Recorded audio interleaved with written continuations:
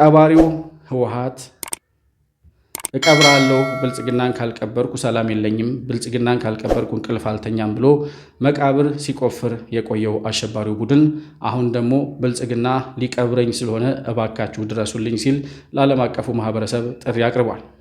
እንዲህ በተከለ ከመጣ መቀኝ ወልቃይት ወርዶ ከጠረፍ ሚተኝ አገዴ ወርዶ ነው ከጠረፍ ሚተኝ። ዋናው ጠላትማ ምንጊዜም ጠላት ነው፣ አስቀድሞ መግደል አሾክሿኪውን ነው ይላል ፊልድ ማርሻል። ቅኔ ዘራፊ ሆኗል። አሾክሿኪውን ቀድመው እየቀጠቀጡ ነው። አሾክሿኪው ማለት ሁለቱ ሸኔዎች ናቸው። የትምህርት ሚኒስትሩ ፕሮፌሰር ብርሃኑ ነጋ በጉጉት ሲጠበቅ የነበረውን የዘንድሮውን የ12ኛ ክፍል ውጤት በተመለከተ መግለጫ ሰጥተዋል። በመግለጫቸውም ፈተናውን ከወሰዱ 563,000 በላይ ተማሪዎች ውስጥ እነዚህ ሰዎች ባይመቱ ኖሮ፣ እነዚህ ሰዎች ሸራሪና ላይ እንዳቀዱት ሆኖላቸው ቢሆን ኖሮ ዛሬ የምንሰማው ሌላ ፉከራ ነበር። ገደል ነው፣ ማድረክ ነው፣ በደንጎላ ኮሎኔል ማራኪ የሚለውን ዘፈን እያሰሙ ጆሮአችንን ሲያደነቁሩን ነበር የሚውሉት ሲያታሉት የሚኖሩት። እውነታው አሁን በመከላከያና ወልቃይት ጠገዴ ዞን ስር እንደወደቀ ፍሬና የሚባለው ቦታ ለመረጋገጥ ለማውሰድ እንወዳለን ማለት። እኛ ከሰላም ውጪ አማራጭ እንደሌለ ገብቶናል ወደሚል መለሳለስ የመጣው የህወሓት ቡድን በትላንትናው ዕለት ተደራዳሪ ልዑካኖቹን ወደ አዲስ አበባ መላኩን ሰምተናል። እነማን ናቸው ተደራዳሪዎቹ በሚለው ጉዳይ ላይ እስካሁን ድረስ የተሰማ መረጃ የለም። ታሪካዊና ወቅታዊ ጠላቶቻችን አገራችንን ከምስራቅ አፍሪካ ካርታ ለማጥፋት ለዘመናት ቢሞክሩም አልቻሉም። በዚህ ክፍለ ዘመን ደግሞ ራሳቸውን ለመምጣት ቢሞክሩ ኢትዮጵያን አይችሏትም። እናንተ ስላላችሁ ነው እኛ ቁጭ ብለን የምናወራው። እናንተ ስላላችሁ ነው ተኝተን የምናድረው። እናንተ ጫካ ላይ ተኝታችሁ ድንጋይ ተንተረሳችሁ ጤዛ ልሳችሁ ሀገራችንን ስለምትጠብቁልን ነው እኛ ተኝተን የምናድረው። ለእናንተ የምንሰጠው ክብርና ምስጋና ቃላት አይገልጸውም።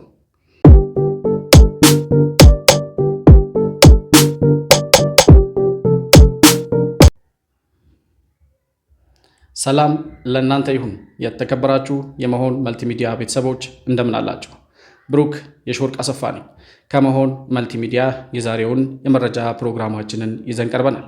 በዛሬው ፕሮግራማችን በሶስት ዋና ዋና አበይት ርዕሶች ላይ ቆይታ የምናደርግ የሚሆነው በመጀመሪያ ደረጃ የምንመለከተው በትላንትናው ዕለት የ12ኛ ክፍል መልቀቂያ ፈተና ውጤት ይፋ መሆኑን ፕሮፌሰር ብርሃኑ ነጋ አሳውቀዋል።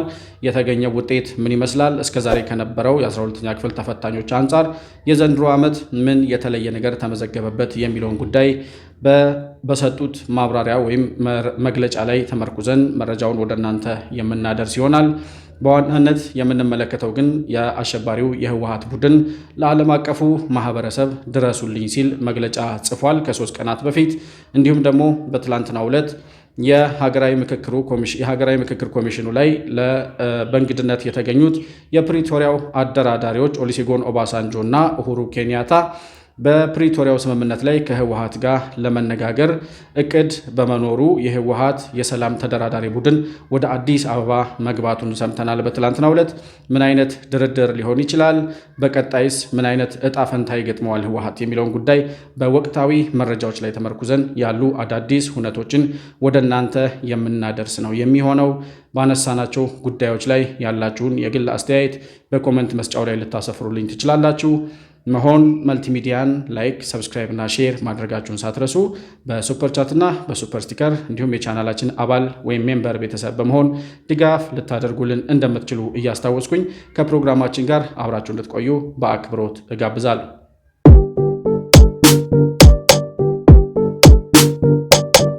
እንግዲህ ቀዳሚ ወደምናደርገው መረጃ ስናልፍ የ12ኛ ክፍል መልቀቂያ ፈተና በትላንትናው ዕለት ማለትም የ12ኛ ክፍል ውጤት ፈተና የወሰዱ ልጆች ውጤታቸው መድረሱንና ውጤቱ ይፋ መደረጉን በትላንትናው ዕለት ቲክቫህ ኢትዮጵያ ዘግቦ ነበረ። እንዲሁም በትምህርት ሚኒስቴር ፔጆችም ላይ ዘግይቶም ቢሆን ተለጥፎ ተመልክተነዋል። እንግዲህ የ12ኛ ክፍል መልቀቂያ ውጤት በተለይ በትምህርት ሚኒስትር ፕሮፌሰር ብርሃኑ ነጋ የትምህርት ሚኒስትር ሆነው ከተሾሙ በኋላ በትምህርት ሂደቱ ላይ በፈተና አሰጣጡ ላይ ለውጥ መምጣት አለበት፣ በተለይም ደግሞ ኩረጃን መታገል አለብን በሚል በጣም ብዙ እርምጃዎችን ሲወስዱ እንደነበረና አዎንታዊ የሆነ የሆነ ለውጥ ከዓመት ዓመት እየተመዘገበ መምጣቱን እሳቸውም በሰጡት መግለጫ እንዲሁም መሬት ላይ ያለውን ሀቅ ስንመለከት የምናገኘው እውነት ነው። የዘንድሮው የ12ኛ ክፍል ውጤት የወሰዱ ተማሪዎች እንግዲህ 563,000 እና ከዛ በላይ የሚሆኑ ተማሪዎች ፈተናውን ወስደው ነበረ። እንግዲህ ከ563,000 እና ከዛ በላይ ከሆኑ ተማሪዎች ውስጥ 70,544 የሚሆኑ ተማሪዎች ናቸው ውጤቱን ወይም የዩኒቨርሲቲ መግቢያ ውጤት 50 እና ከዛ በላይ የሆነ ውጤት 50% እና ከዛ በላይ ማለት ነው የሆነውን ውጤት አግኝተዋል የተባለው። ከ563,000 ተማሪዎች ወደ 70,544 ተማሪዎች በፐርሰንት ሲሰላ 12.8% ወደ ዩኒቨርሲቲ የሚያስገባ ውጤት ያስመዘገቡ ተማሪዎች ናቸው።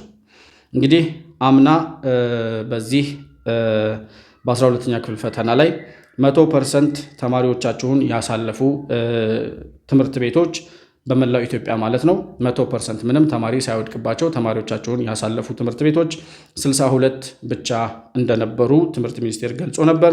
በዘንድሮ ዓመት ወደ 88 የሚደርሱ ትምህርት ቤቶች 100% ተማሪዎቻቸውን አሳልፈዋል። ይህም ከአምናው ጋር ሲነጻጸር ወደ 16 ትምህርት ቤቶች ተጨማሪ ለውጥ ያስመዘገቡና ምንም ተማሪ ሳይወድቅባቸው ተማሪዎቻቸውን ማሳለፍ የቻሉ ትምህርት ቤቶች ሆነዋል ማለት ነው።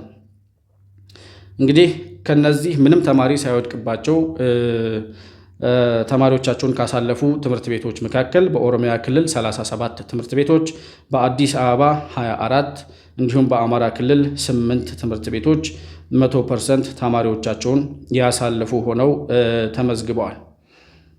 ምንም ተማሪዎችን ያላሳለፉ ትምህርት ቤቶች ባለፈው ዓመት 1230 ነበሩ። ምንም ተማሪ አንድም ተማሪ ወደ ዩኒቨርሲቲ መግባት ያልቻለባቸው ተማሪዎቻቸውን ማሳለፍ ያልቻሉ አንድም ተማሪ ማሳለፍ ያልቻሉ ትምህርት ቤቶች ባለፈው ዓመት 1230 ነበሩ። በዘንድሮ ዓመት በግማሽ ቀንሶ 565 ትምህርት ቤቶች ተማሪዎቻቸውን አንድም ተማሪ ሳያልፍባቸው የቀሩ ሆነዋል ማለት ነው። እንግዲህ ከአምናው አንጻር ሲታይ 1230 ትምህርት ቤቶች ምንም አይነት ተማሪ ያላለፈባቸው ነበሩ። በዘንድሮ ዓመት ግን በግማሽና ከዛ በላይ ቀንሶ 565 ትምህርት ቤቶች ተማሪዎቻቸውን ሳያሳልፉ ቀርተዋል። ይህም እንግዲህ በሂደት ይስተካከላል ተብሎ ተስፋ ይደረጋል። ዋናው ትምህርት ሚኒስቴር ትኩረት እያደረገበት ያለው ነገር ኩረጃ የሚባል ነገር መቅረት አለበት። ተማሪ አንብቦ በራሱ አቅም በራሱ ብቃት ማለፍ አለበት የሚለውን ነገር ለትውልዱ ማስተማርና በዛ ደረጃ የሚቀረጹ ተማሪዎች መኖር አለባቸው በሚል ኩረጃን የመታገልና በራሳቸው አቅም መፈተን ማለፍ የሚችሉ አንብበው ተዘጋጅተው የሚመጡ ተማሪዎችን ከማፍራት አንጻር እንግዲህ ትምህርት ሚኒስቴር በተለይ በተከታታይ ከነበሩ 5-6 ዓመታት ውስጥ ለውጡ ከተጀመረበት ጊዜ ጀምሮ ማለት ፕሮፌሰር ብርሃኑ ነጋ የትምህርት ሚኒስቴር ሆነው ከተሾሙበት ጊዜ ጀምሮ ነው ይሄ ሂደት የመጣው። በየዓመቱ ግን የተሻሻሉ ለውጦች መኖራቸውን መገንዘብ ይቻላል። ረጅም የጥናት ሌሊቶችን ያሳለፉ ተማሪዎችና ቤተሰቦቻቸው የፈተናን ውጤት ለመስማት መጓጓታቸው ተፈጥሯዊ ነው። የትምህርት ሚኒስትሩ ፕሮፌሰር ብርሃኑ ነጋ በጉጉት ሲጠበቅ የነበረውን የዘንድሮውን የ12ኛ ክፍል ውጤት በተመለከተ መግለጫ ሰጥተዋል። በመግለጫቸውም ፈተናውን ከወሰዱ 563,000 በላይ ተማሪዎች ውስጥ 70,544 የሚሆኑት የዩኒቨርሲቲ መግቢያን በስኬት አልፈዋል ብለዋል። ይህም 12.8% ማለፍ ማለት ሲሆን ካለፈው ዓመት ጋር ሲነጻጸር እጅግ አበረታች ዝላይ ነው። የዘንድሮ የፈተና ውጤት ይበል የሚያሰኘው ሌላኛው ጉዳይ ደግሞ አምና ተማሪዎቻቸውን 100% ያሳለፉ ትምህርት ቤቶች 62 ብቻ የነበሩ ሲሆን ዘንድሮ ግን ወደ 88 ማደጉ ነው። እነዚህ የትምህርት ጀግኖች የት ይገኛሉ? ኦሮሚያ በ37፣ አዲስ አበባ በ24 እና አማራ ክልል በ8 ትምህርት ቤቶች ቀዳሚነቱን ይይዛሉ። ከትግራይ እስከ ደቡብ ኢትዮጵያ፣ ከሲዳማ እስከ አፋር፣ ድሬዳዋ፣ ሐረሪ፣ ሶማሌ እና ደቡብ ምዕራብ ኢትዮጵያ ድረስ መላው ሀገራችን የዚህ ታላቅ ስኬት ተጋሪ ሆኗል። አንድም ተማሪ ያላለፈባቸው ትምህርት ቤቶች ቁጥርም ከአምናው 1230 ዘንድሮ በግማሽ ቀንሶ 565 ዝቅ ማለቱም ሌላኛው ምርታ ነው። የዘንድሮን የፈተና ጫፍ የረገጡ ብርቅዬ ኮከቦችም አሉ።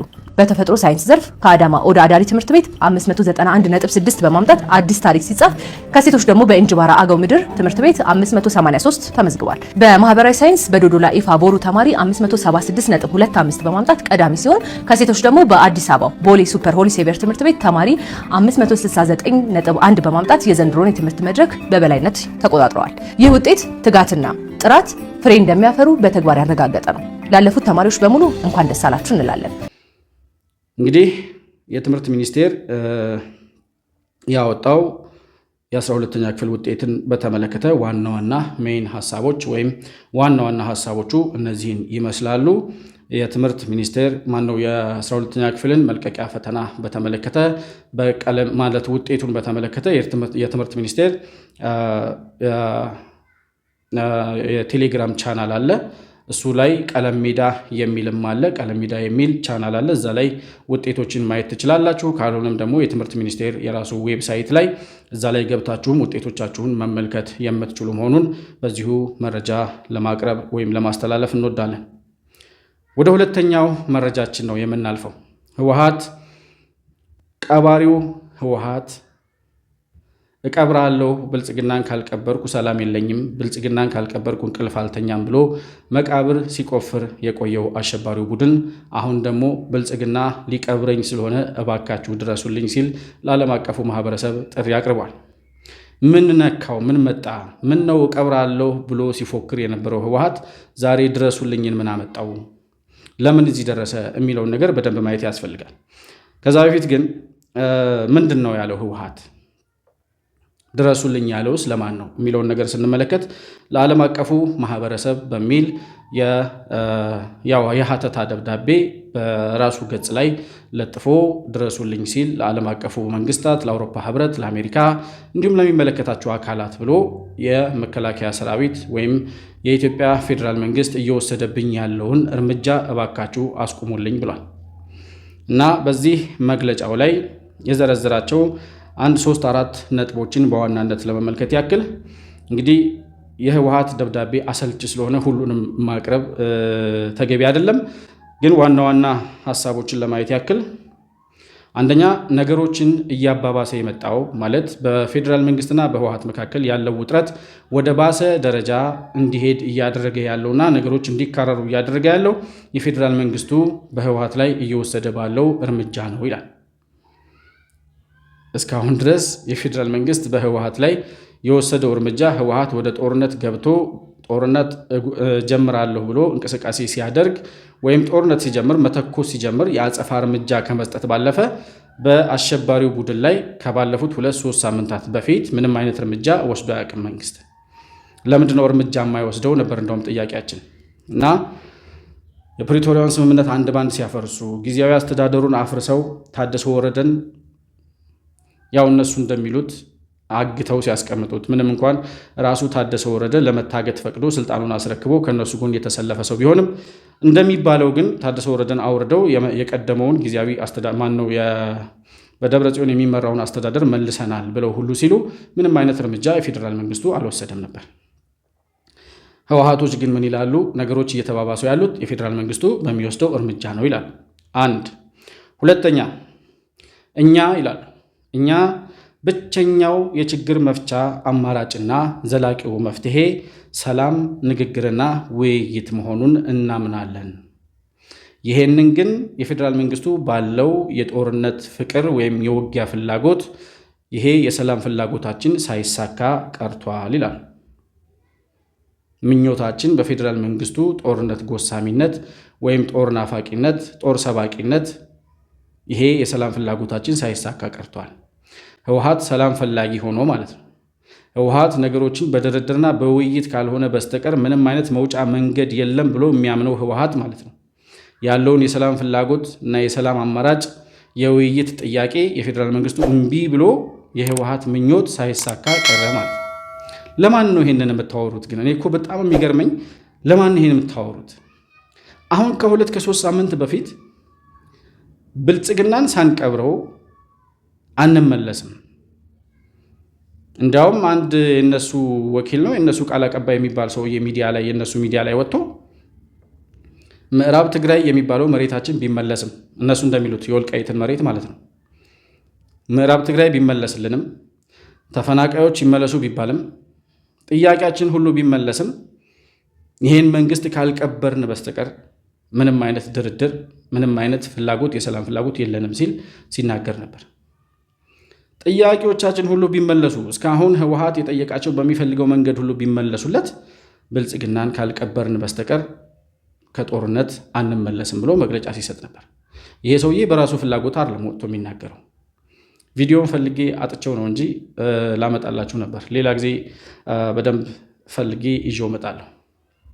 እና ይሄ ሰውዬ በራሱ ፍላጎት ወጥቶ አይደለም የሚያወራው። እነ ደብረጽዮን ውጣና ተናገር ያሉትን ያው እነሱ አሁን ፍርሃት ላይ ናቸው። ሚዲያ ላይ ብዙ እየቀረቡ አይደሉም። በባጃጅ እና በተለያዩ ትናንሽ መኪኖች ወይም ትናንሽ መንቀሳቀሻ ነገሮች ነው እየተንቀሳቀሱ ያሉት ከቦታ ቦታ። አንደርግራውንድ ቤዝመንት ምናምን ውስጥ ናቸው ያሉት። ድሮን በመጣ ቁጥር ሌሊትም ቢምቢም ሲሰሙ ድሮን እየመሰላቸው እየባነኑ ነው የሚያድሩት አሉ። በጣም የሚያሳፍር እና በጣም የሚገርም መግለጫ ነው የሚያወጡት። እኛ ሰላም ፈላጊዎች ነን፣ ነገሮች በሰላምና በድርድር በውይይት እንዲፈቱ ነው የምንፈልገው። ነገር ግን በፌዴራል መንግስቱ የጦር ሰባቂ ፍላጎት ጦር ሰባቂነት የሰላም ፍላጎታችን ሳይሳካ ቀርቷል ይላሉ። ለማን እንደምታወሩ ግራ ስለገባን ይህንኑ መግለጫቸውን ብቻ እንደ መግለጫ አንብበን እናልፈዋለን። እኛ ሶስተኛ ፕሪቶሪያን ያፈረሰው ፌዴራል መንግስት ነው ይላሉ። አንደኛ ፕሪቶሪያን ያፈረሰበት መንገድ ሲናገሩ ማለት ነው የሚሊተሪ ትንኮሳና ከበባ በትግራይ ላይ በማድረግ ይላል። በትግራይ ክልል ላይ ወይም በህወሓት ላይ የሚሊተሪ ትንኮሳና በትግራይ ላይ ከበባ በማድረግ የሚሊተሪ ከበባ በማድረግ ሁለተኛ የድሮን ጥቃት በመፈጸም በራያ በእንጥጮ በሽራሮ አካባቢዎች ላይ የድሮን ጥቃት በመፈጸም ፕሪቶሪያን ያፈረሰው እሱ ነው ይላል። ሶስተኛ በህዝባችን ላይ ፍራቻና ስጋት በማጫር የኢኮኖሚ ማዕቀብ በማድረግ በአጠቃላይ ፕሪቶሪያን ለመፈጸም ፈቃደኛና ዝግጁ ባለመሆኑ የፕሪቶሪያውን ስምምነት ሙሉ ለሙሉ ያፈረሰው የፌዴራል መንግስት ነው ይላል። እነዚህ ሁሉ እርምጃዎች ተወስደዋል ማለት ትንኮሳ አልፈጸመም፣ የሚሊተሪ ትንኮሳ አልፈጸመም ፌዴራል መንግስት። እናንተ ትንኮሳ ስትፈጽሙ ለትንኮሳችሁ ምላሽ ሰጥቷል። ይሄ ደግሞ ተገቢ እርምጃ ነው። እንደውም በሚገባው ልክ አልወሰደም። እስካሁን የድሮን ጥቃት ፈጽሟል። መሳሪያ የምታከማችሁበት፣ ወታደር የምታስታጥቁበት፣ ወታደር የምታሰማሩበት የወታደራዊ ቀጠናዎች ላይ እና የጦር መሳሪያ መጋዘኖች ላይ እርምጃ ወስዷል። ይህን ሁሉ ነገር ያደረገው ግን ፕሪቶሪያን ሙሉ በሙሉ 100% ምንም ሳይቀር ካፈረሳችሁ በኋላ ነው። የፕሪቶሪያ ስምምነት የፈረሰው በጀነራል ታደሰ ወረደ የሚመራውን የጊዜያዊ አስተዳደር ስታፈርሱ ነው። ከዛ በፊት ተፈናቃይ መለስም ስትሉ፣ ዲዲአርን ተግባራዊ እናደርግም ስትሉ፣ ታጣቂ ስታስታጥቁ፣ ከውጭ አካላትና ከውስጥ አሸባሪዎች ጋር ግንኙነት ስትፈጥሩ፣ ይሄ ሁሉ ፕሪቶሪያ የሚከለክላቸው ድርጊቶች ናቸው። እነዚህን ሁሉ ስትጥሱ አንድ እርምጃ አልወሰደም ፌዴራል መንግስቱ። መጨረሻ ጀነራል ታደሰ ወረደንም አፍርሳችሁ ጊዜያዊ አስተዳደሩን አፍርሳችሁ ጀነራልን አውርዳችሁ ጊዜያዊ አስተዳደሩን ከተረከባችሁ በኋላ ምንም አይነት እርምጃ አልወሰደም ነበር።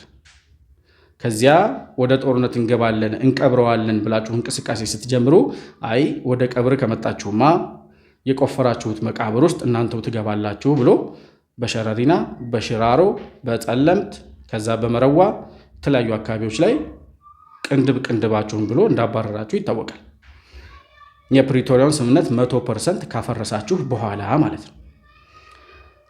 የሆነ ሆኖ አራተኛ ላይ ምን ይላሉ እነዚህ ሰዎች?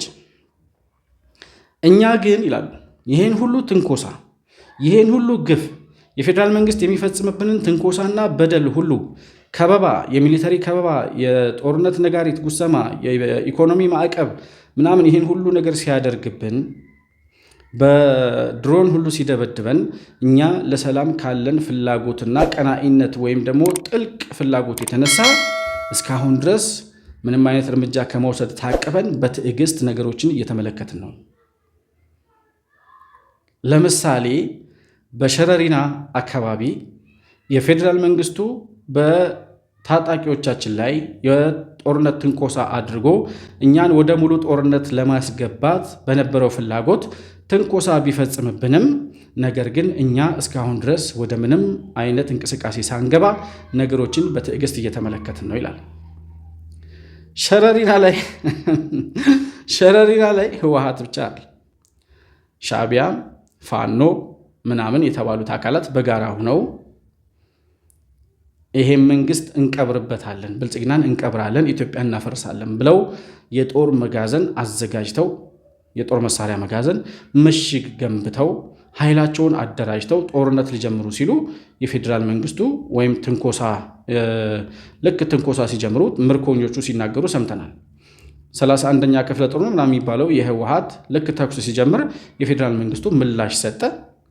እነሱ ለ7 ለ8 ወር ሲዘጋጁበት የነበረውን የሸረሪናን ግንባር በግማሽ ቀን ውስጥ በድሮን ብቻ አካባቢውን ድምጥማጡን አጥፍቶ ሲመኩበት የነበረውን የሸረሪና ግንባር በቁጥጥሩ ስር ያደረገ ጀግና የመከላከያ ሰራዊት አለ እና ትንኮሳ ፈጽሞብን፣ ነገር ግን እኛ ለሰላም ካለን ፍላጎት አንጻር ነው በሸረሪና ላይ የተፈጸመብንን ትንኮሳ አጸፋዊ ምላሽ ሳንሰጥ እስካሁን እየጠበቅን ያለን ይላል። ትንኮሳ ምን ማለት ነው? ከ2400 ታጣቂዎች ውስጥ 400 የሚሞሉ አልተረፉም እየተባለ በሚነገርበት፣ ግማሹ ምርኮኛ፣ ግማሹ ጎርፍ ወስዶታል፣ ግማሹ ሞቷል፣ ግማሹ ቆስሎ በስደት ወደ ተለያዩ አካባቢዎች ተበትኗል። ይሄ ትንኮሳ የሚባለው ምን ሲሆን ነው? ከዚያ በኋላ የአሸባሪው የህወሓት ቡድን በሁሉም አቅጣጫዎች ላይ ጦርነት ጀምሮ በራሱ ጊዜ እንደተቀጠቀጠ ዓለም ያውቃል። ባለፈው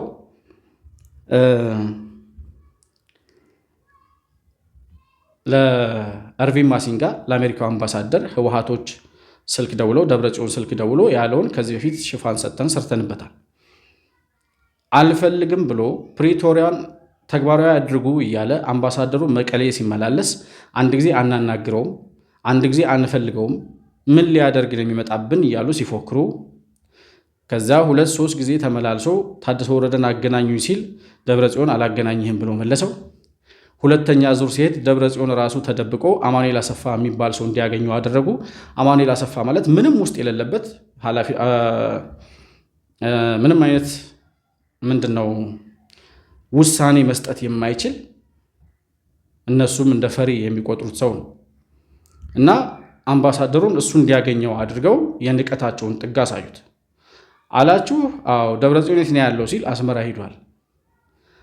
ኦኬ እንደዛ ከሆነ በቃ ከዚህ በኋላ እናንተ መሞት ፈልጋችኋል ማለት ነው ብሎ ትቷቸው መጣ።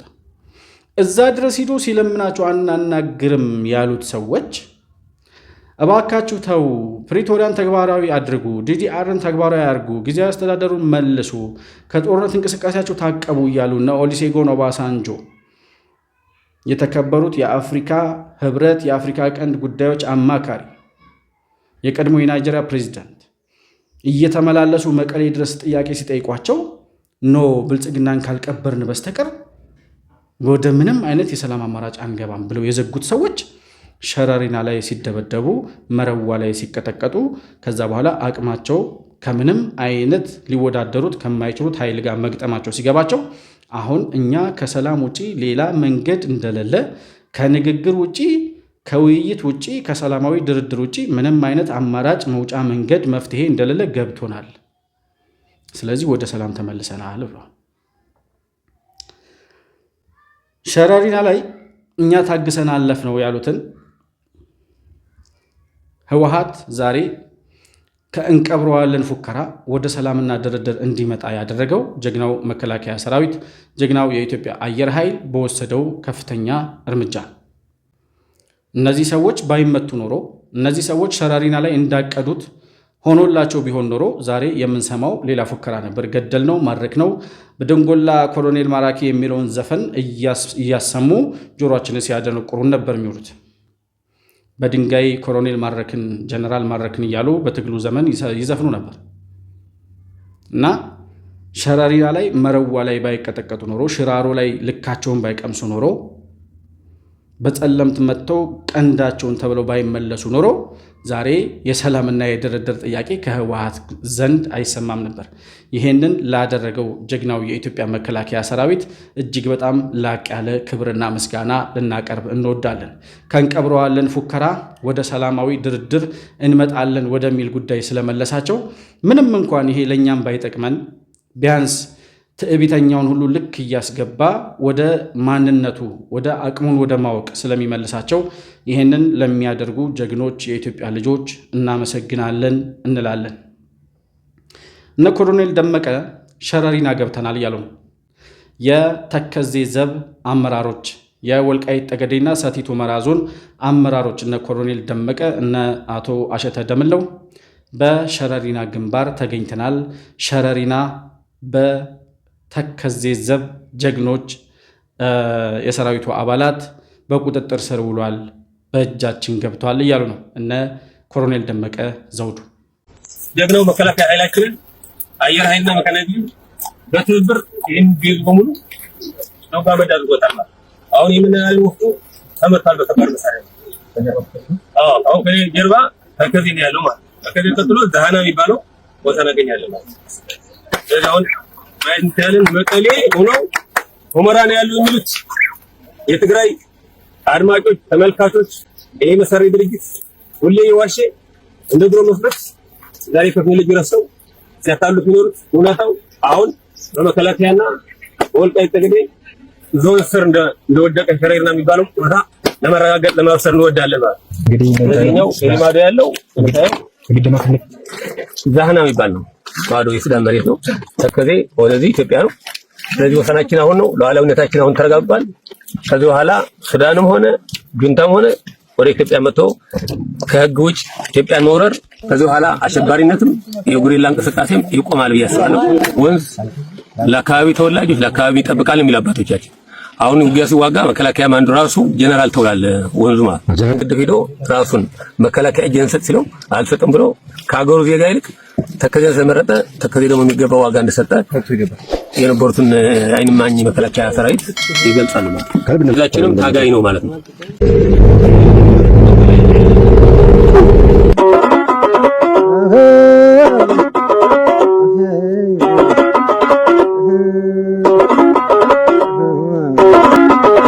እንዲህ በሱዳን ከመጣ ወራሪ ከመጣ ምቀኛ እንዲህ በተከዜ ከመጣ ምቀኛ ከመጣ ምቀኛ ወልቃይት ወርዶ ከጠረፍ ሚተኛ ጠገዴ ወርዶ ነው ከጠረፍ ሚተኛ ነገር ወራው ወራው ወራው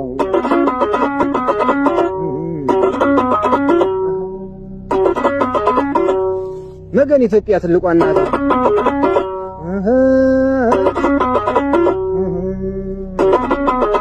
አረወራው አረወራው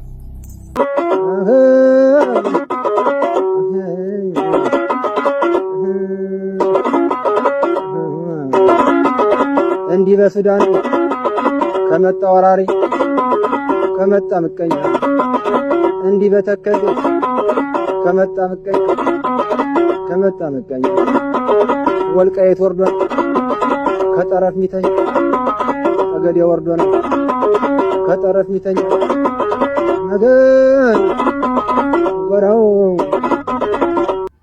እና አሁን ወልቃይት ጠገዴን አስመልሳለሁ፣ ምዕራብ ትግራይን አስመልሳለሁ፣ ብልጽግናን ሳንቀብረው ወደ ሰላማችን አንመለስም እያለ የሚፎክረው የህወሓት ቡድን አሁን ወደ ሰላምና ወደ ድርድር የተመለሰው በእነዚህ ጀግኖችና በመከላከያ ሰራዊት እርምጃ መሆኑን ዓለም የሚያውቀው ሀቅ ነው እና ዓለም የምታረጉትን ነገር እያወቀ ራስህ በለኮስከው ጦርነት ተቀጥቅጠህ ስትመለስ ዓለም እያየ ተው እረፍ እየተባልክ አደራዳሪዎቹ የሆኑት እና አውሮፓ ህብረት ማለት እና አውሮፓ ህብረትና አሜሪካ ታዛቢ ናቸው። የፕሪቶሪያ አደራዳሪዎቹ የኬንያው ፕሬዝዳንት እነ ኡሁሩ ኬንያታ እነ ኦሉሴጉን ኦባሳንጆ የአሜሪካው አምባሳደር በተደጋጋሚ ወደ እናንተ እየመጡ እባካችሁ ከጥፋት መንገዳችሁ ተቆጠቡ እያሉ ሲጠይቁ አሻፈረኝ ያለው የህወሓት ቡድን ይህ ሰው ልጅ እንዴት ክብር አይወድለትም? አንዳንድ ጊዜ እንዴት ነው ሰው ካልተመታ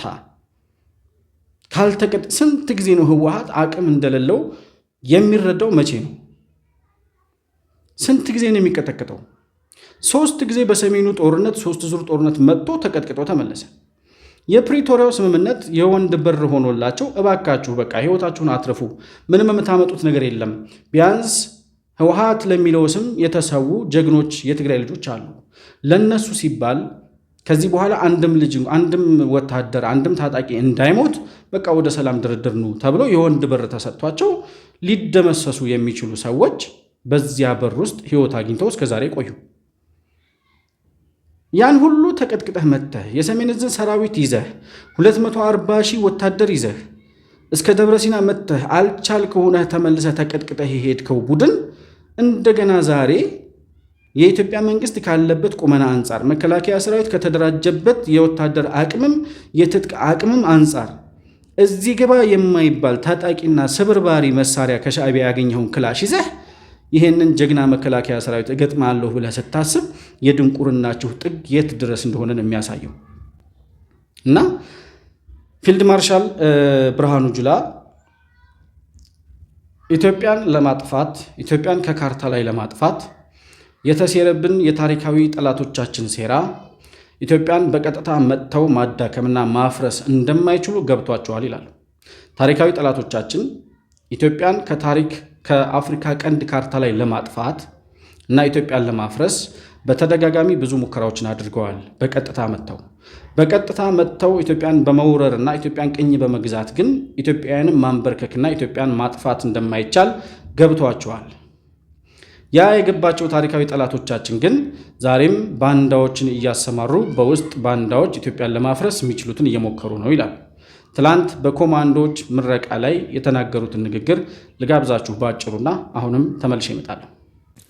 ታሪካዊና ወቅታዊ ጠላቶቻችን አገራችንን ከምስራቅ አፍሪካ ካርታ ለማጥፋት ለዘመናት ቢሞክሩም አልቻሉም። በዚህ ክፍለ ዘመን ደግሞ ራሳቸውን ለመምጣት ቢሞክሩ ኢትዮጵያን አይችሏትም። ስለዚህ በእጅ አዙር መዋጋትን መርጠው በራሳችን ባንዳ ልጆች እየሞከሩን ነው። ምክንያት እየደረደረ ጫካ የገባው ባንዳ፣ ስደተኛ ባንዳና ሰርጎ ገብ ባንዳ የገዛ አገሩን አደጋ ላይ ለመጣል የሚወራጨው በታሪክ የለመደውን የውጭ ጠላቶችን ጉዳይ ተጭኖ ኢትዮጵያን የማዳከምና የማፍረስ ተግባር መተዳደሪያ ስላደረገው ነው። ጠላትማ ጠላት ነው፣ አስቀድሞ መምታት አሾክሻኪውን ነው ብለው አባቶቻችን በነገሩን መሰረት አሾክሻኪውን መስበር እጅግ ጎልቶ የወጣ ወቅታዊ ግዳያችን ነው። መስበሩን ከናንተ ቀድመው የተመረቁት ሰብረውታል። የናንተ ተልዕኮ የቀረውን ኃይል እንደማይችሉ በማየት ወደ ቀልባቸው ወደ ቤታቸውና ወደ አገራቸው ተመልሰው እንዲመጡ ማስገደድ ነው። ዋናው ጠላትማ ምንጊዜም ጠላት ነው፣ አስቀድሞ መግደል አሾክሿኪውን ነው ይላል። ፊልድ ማርሻል ቅኔ ዘራፊ ሆኗል። አሾክሿኪውን ቀድመው እየቀጠቀጡ ነው። አሾክሿኪው ማለት ሁለቱ ሸኔዎች ናቸው። በተለይ የአማራው ሸኔ በህወሓት በኩል በሻዕቢያ በኩል በሰሜኑ ግንባር እንደ ባንዳ እያገለገለ ህወሓትና ሻዕቢያን እንደ ፈረስ ተሸክሜ እየተጋለብኩ ይዣቸው እመጣለሁ ብሎ አጎብድዶ ጀርባውን ለግርፊያና ለሸክም አሳልፎ የሰጠው ባንዳ የኢትዮጵያን ታሪካዊ ጠላቶች አጀንዳ ተቀብሎ የኢትዮጵያን ብሔራዊ ጥቅም ሜዳ ላይ ጥሎ የአማራን ህዝብ ክብር ነክቶ ዛሬም ከጠላቶች ጋር በጋራ እየተባበረ ይገኛል እና ዋናው ጠላት ሻዕቢያና ህወሓት እንዲሁም ከጀርባ ያለችው ታሪካዊ ጠላታችን ግብጽ እነሱ ዋና ጠላቶቻችን ናቸው። አስቀድሞ መግደል ግን አሾክሿኪውን ነው ይላል። ህወሓትን መንገድ እየመራሁ ይዤ እመጣለሁ ያለውን አሸባሪውን የአማራው ሸኔን ወደ ሸረሪና ከመሄዱ በፊት መከላከያ ሰራዊት ልክ ሲያስገባ የነበረው የአማራውን ሸኔ ነው። የተለያዩ ጉራንጉሮች ውስጥ ዋሻዎች ውስጥ ድረስ እየገባ የአማራው ሸኔ ምሽግ ያደረጋቸውን የጦር መሳሪያ መጋዘን የከዘነባቸውን እንዲሁም ደግሞ እንደ ካምፕ የሚጠቀምባቸውን አካባቢዎች ሁሉ እየተቆጣጠረ በጣም ብዙ ጽንፈኞችን እየደመሰሰ በቁጥጥር ስር እየዋለ እየማረከ አካባቢውን ነፃ እያወጣ እነዚህን አሾክሿኪዎች ልክ እያስገባ መሄዱ ይታወሳል። ከዚያ በኋላ ነው መንገድ ጠራጊውን ካጠፋና መንገድ ጠራጊውን በዋናነት ካዳከመና ከአካባቢው ካጸዳ በኋላ አሁን የት እንዳሉ አይታወቅም። እነ ዘመነ ካሴ አገር ውስጥ እንደሌሉ እንግዲህ ከዚህ በፊትም ሰርተንበት ነበር። የተከዜ ወይም የኤርትራና የትግራይ ድንበሮች ላይ ተቀምጠው የሚፎክሩት የአማራው ሸኔ አባላት አሉ። በዋናነት ግን መሬት ላይ በሚታይ ደረጃ አሁን ፋኖ የሚባል ለኢትዮጵያ አይደለም ለሆነ የገጠር ቀበሌ ስጋት ሊሆን የሚችል ቡድን የለም እና አስቀድሞ መግደል አሾክሿኪውን ነው በሚለው መርህ አሾክሿኪውን እየጠረጉ ከዛ ወደ ዋና ታሪካዊ ጠላቶቻችን እየተሄደ ያለበት መንገድ እንዳለ ይህንን ኢትዮጵያን ለማፍረስ የመጣውን ሁሉ እየደመሰሱ ደማቸውን እያፈሰሱ አጥንታቸውን እየከሰከሱ የኢትዮጵያን ጠላቶች ለሚያሳፍሩና ኢትዮጵያ ሉዓላዊ ሀገር ሆና ለህዝቦቿ ሰላምና ለአንድነቷ መስዋዕትነት ለሚከፍሉ ጀግኖች የኢትዮጵያ ልጆች መከላከያ ሰራዊትና ለመላው የጸጥታ አባላት ክብርና ላቅ ያለ ምስጋናችንን እናቀርባለን። እናንተ ስላላችሁ ነው እኛ ቁጭ ብለን የምናወራው። እናንተ ስላላችሁ ነው ተኝተን የምናድረው። እናንተ ጫካ ላይ ተኝታችሁ ድንጋይ ተንተረሳችሁ ጤዛ ልሳችሁ ሀገራችንን ስለምትጠብቁልን ነው እኛ ተኝተን የምናድረው። ለእናንተ የምንሰጠው ክብርና ምስጋና ቃላት አይገልጸውም እና መከላከያ ሰራዊትን አባላቱን ሁሉም ኢትዮጵያዊ ከሚገባቸው በላይ ክብርና ምስጋና ሊሰጣቸው ይገባል ብዬ አስባለሁ። በመጨረሻም ልኩን ያወቀው የህወሓት ቡድን ከቀባሪነት ወደ ልቀበር ነው ድረሱልኝ ወደሚል ጩኸት የተላለፈው ካልቀበርኩት አልደራደርም ከሚለው ፉከራ እኛ ከሰላም ውጪ አማራጭ እንደሌለ ገብቶናል ወደሚል መለሳለስ የመጣው የህወሓት ቡድን በትላንትናው ዕለት ተደራዳሪ ልዑካኖቹን ወደ አዲስ አበባ መላኩን ሰምተናል። እነማን ናቸው ተደራዳሪዎቹ በሚለው ጉዳይ ላይ እስካሁን ድረስ የተሰማ መረጃ የለም። ምናልባት ግን በዋናነት አንድ ተደራዳሪ ይኖራሉ ተብሎ ይታሰባል። እሳቸውም ዶክተር አዲስ ዓለም ባሌማ በዋናነት ቡድኑን እየመሩ የሚመጡ ይሆናል ተብሎ ይታሰባል። ወይም ከመጡት ውስጥ አንደኛው እሳቸው ናቸው ተብሎ ይታሰባል። ዶክተር ደብረጽዮን ግን እስካሁን ስለመምጣቱ የሰማሁት ነገር የለም። የህወሓት ተደራዳሪዎች ግን አዲስ አበባ ገብተዋል። አደራዳሪዎቹም እነ ኦሉሴጉን ኦባሳንጆ፣ እነ ኡሁሩ ኬንያታ እንዲሁም የአሜሪካው አምባሳደር በጋራ ሆነው በአዲስ አበባ ከኢትዮጵያ መንግስት ባለስልጣናት ጋር እንደሚመክሩ ይጠበቃል። ምክርም ድርድርም አይደለም አሁን የሚካሄደው። የፕሪቶሪያውን ስምምነት ወደ ተግባራዊነት ትመልሳላችሁ ወይስ አትመልሱም የሚል ጥያቄ ነው የሚቀርብላቸው። አሁን ከህወሓት ጋር ድርድር እንደገና እነ ደብረጽዮን ያንን የትግራይ ክልልን ጊዜያዊ አስተዳደር ይዘው ስለሚቀጥሉበት ሁኔታ የኢትዮጵያ መንግስት ይደራደራል ብለን አናስብም። ይህን ካደረገ ለሽፍቶች፣ ለህገ ወጦች፣ ከህግ በላይ ነን ለሚሉ ሰዎች የልብ ልብ የሚሰጥ እርምጃ ይሆናል ብለን እናስባለን። ነገር ግን አሁን ህወሓት ከተሰጠው የወንድ በር፣ ከተሰጠው ሆደ ሰፊነት፣ ከተሰጠው የይቅርታ መንገድ ሁሉ አፈንግጦ ዛሬም በአሸባሪነትና ዛሬም ከህግ በላይ እየተንቀሳቀሰ ያለ ቡድን እንደገና ሌላ እድል ይሰጠዋል ብለን አናስብም።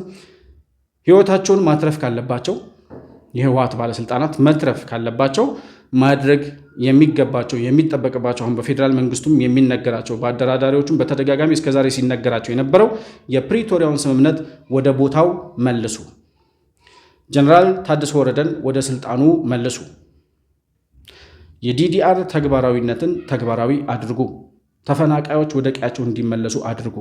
ይሄን ካደረጋችሁ ምናልባት ህይወታችሁ የሚተርፍበትና በሽግግር ፍትህ ምናልባትም በይቅርታ የምትታለፉበት በእርጅና ዘመናችሁ የጥሮታ ጊዜያችሁን በሰላም የምትመሩበት ከእስር ቤት ወይም ከሞት የምትተርፉበት እድል ይኖራችኋል የሚል የአማራጭ መውጫ መንገድ ሊሰጣቸው እንደሚችል ይጠበቃል። የፕሪቶሪያውን ስምምነት ተግባራዊ ለማድረግ ካልፈቀዱ ግን እዚህም የመጡት ተደራዳሪዎች ላይመለሱ ይችላሉ። ምናልባት አክቹዋሊ አደራዳሪዎቹ ስላሉ እንደዛ ባይሆን እንኳን ከዚህ በኋላ የህወሓት ባለስልጣናት በምንም አይነት ሁኔታ ወደ ሰላማዊ የሆነ ድርድር ወይም ለነሱ ትግራይን እንደገና ሊለቀቅበት የሚችል እድል እንደማይኖር በእርግጠኝነት መናገር እንችላለን። ዶክተር ደብረጽዮን ግን አሁን መጨረሻ ላይ ወደዚህ ፕሮግራም ልገባ ስል በሰማሁት መረጃ ትግራይ ውስጥ እንደሌሉ ወደ ኤርትራ ካልሆነም ደግሞ ወደ ሌላ ሀገር መሄዳቸውን ምናልባት ወደ ግብፅ ካልሆነም ደግሞ ወደ ሌላ አገር መሄዳቸውን ወዴት እንደሄዱ በግልጽ የታወቀ ነገር የለም። መቀሌ ውስጥ ወይም ትግራይ ውስጥ ግን እንደሌሉ የወጡ መረጃዎች ያመለክታሉ። በዚህ ድርድር ላይ የህወሓት የሰላም ተደራዳሪዎች አዲስ አበባ መጥተው በሚያደርጉት ድርድር ላይ ምን አይነት ውጤት ምን አይነት ውሳኔ ይተላለፋል? የፌዴራል መንግስቱ ከዚህ በኋላ በህወሓት ላይ ምን አይነት እርምጃ ሊወስድ ይችላል? የፕሪቶሪያውን ስምምነትስ እንደገና ወደ ተግባራዊነቱ ለመመለስ ህወሓት ፈቃደኛ ሊሆን ይችላል ወይ? በቀጣይ የሚኖሩ ሁነቶች ምን ይመስላሉ በሚለው ጉዳይ ላይ የሚወጡ አዳዲስ መረጃዎች በሚኖሩበት ጊዜ በቀጥታ ሳይቀዘቅዝ በትኩሱ ወደ እናንተ ይዘን የምንመለስ ነው የሚሆነው። ለዛሬ ግን የነበረኝን ፕሮግራም በዚሁ አጠናቅቃለሁ። መሆን መልቲሚዲያን ላይክ፣ ሰብስክራይብ እና ሼር ማድረጋችሁን ሳትረሱ እንዲሁም በሱፐር ቻት እና በሱፐር ስቲከር የቻናላችን አባል ወይም ሜምበር ቤተሰብ በመሆንም ዘላቂ ድጋፋችሁን ልታደርጉልን እንደምትችሉ በድጋሚ ለማስታወስ እወዳለሁ። ማንኛውንም አይነት ሐሳብና አስተያየት ልታቀብሉን ለምትፈልጉ ልትደውሉልን ልታገኙን ለምትፈልጉ ወዳጆቻችን ደግሞ ከታች የምናስቀምጠውን የዋትሳፕ ስልክ ቁጥራችንን ተጠቅማችሁ መረጃ ልትልኩልን ደውላችሁ ልታናግሩን እንደምትችሉ እያስታወስኩኝ ከፕሮግራማችን ጋር አብራችሁ ስለነበራችሁ እጅግ በጣም አድርጌ አመሰግናለሁ። በሌላ ፕሮግራም በአዲስ መረጃ እስከምንገናኝ ሰላም በያላችሁበት ለእናንተ ይሁን።